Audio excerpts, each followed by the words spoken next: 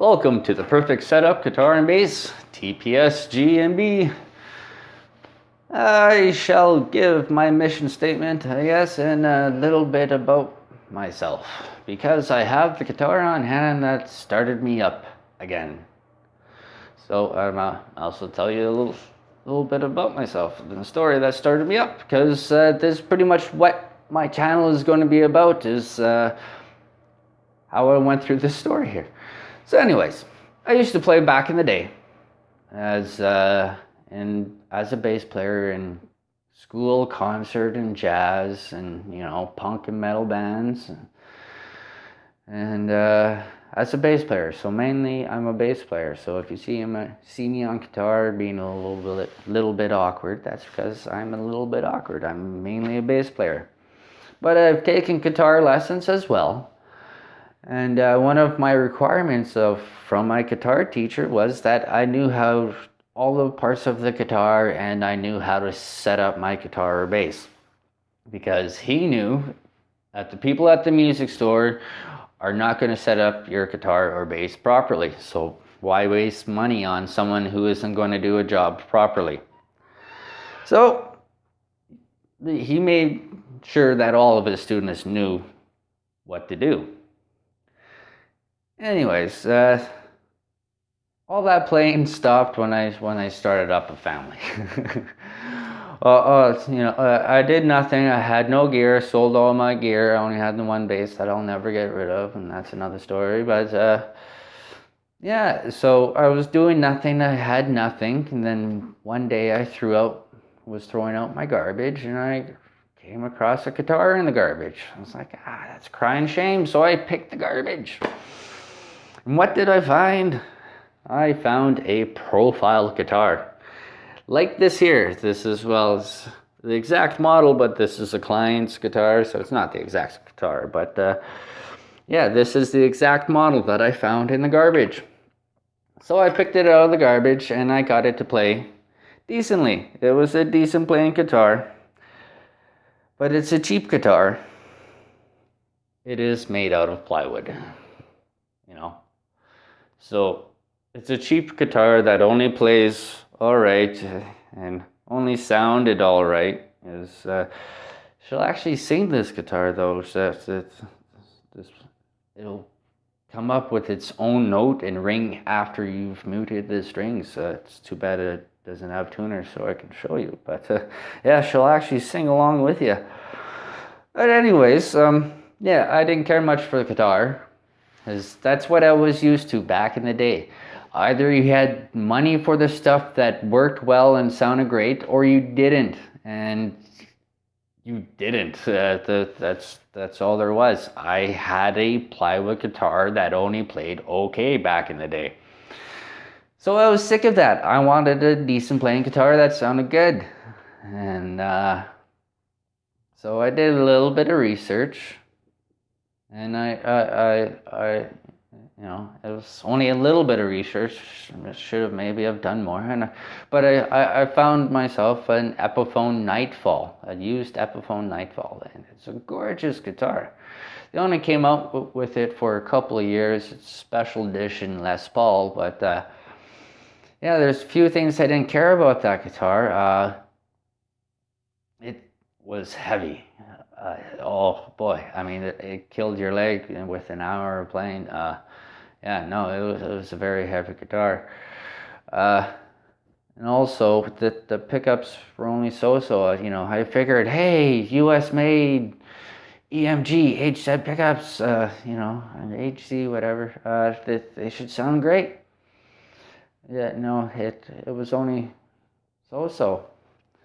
So I wanted a guitar that wasn't super heavy and, sounded all right. So I picked myself up an Epiphone SG G400. And that guitar, it played great. It wasn't too heavy, didn't kill my leg, but I didn't care for the sound of it. I still didn't care for the sound. So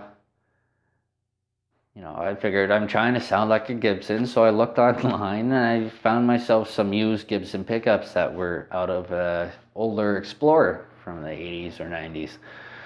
And they sounded great in that guitar. And the previous owner, he didn't care for them in the Explorer because they're a little bit dark. It's a very big body, those Explorers. But they sounded great in the SG. I didn't install them in that SG. I knew nothing about the electronics back then, so I paid someone to install them into that guitar. And I wanted a push-pull series pot, so I can have a little bit more oomph out of both those pickups. Which he did, but failed. Well, sorry. Both capacitors would engage in series mode, creating the guitar to be quite dark. So that series mode was pretty much useless because it didn't sound good at all. So yeah, eventually I damaged that guitar during transport. So I was going to buy another, or I wasn't going to pay to fix that guitar because it would have cost the same amount of the guitar. So I wasn't going to pay to do that. So I just picked up a different guitar. And I gave the guy another chance, you know. And he came up with the same problem where he would engage both capacitors in this guitar here.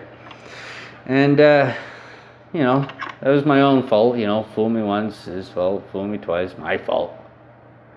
You know, that was my own fault that I went to that guy again. But yeah, they were in here with that electrical problem, and they didn't sound good like they did in the SGs. I ran into the same problem where this big body was dark, those pickups. So that forced me into learning how to do the wiring inside the guitars and basses, because I especially wasn't going to pay that guy to do it again. And I wasn't going to pay someone else to possibly be faulty. Then if they were faulty, pay even more to fix their faulty problems. Yeah, I wasn't going to do that again. So I learned how to do the wiring myself. And now I do all sorts of crazy wiring, even coming up with my own wiring that no one has come up with before. So that's basically it. That's how I started. And what I went through, I wasted my time and money into trying to sound good. I do not want you to waste your time and money into trying to sound good. And I want you to have fun too. You know, like, why waste your time and money on someone to be faulty, to screw up?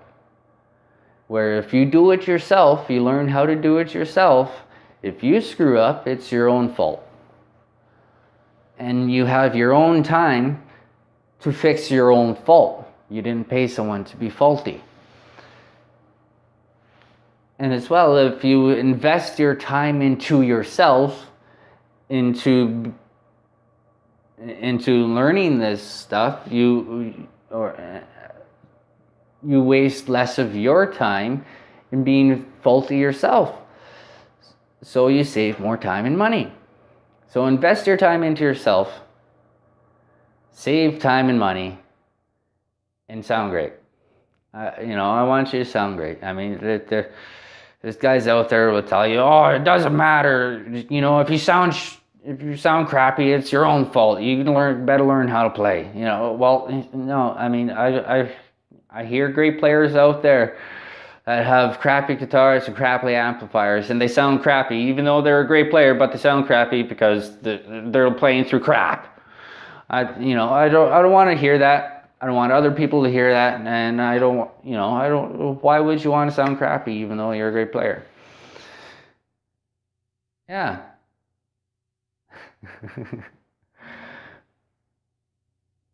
So, invest your time wisely into watching the perfect setup guitar and bass so you do not waste your time and money.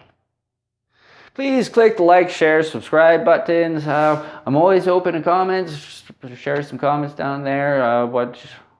How did you get started up? What did you find that sounded crappy? And you know, what's your experiences? Because your bad experience will save other people from going through bad experiences. So it is important that we share our bad experiences.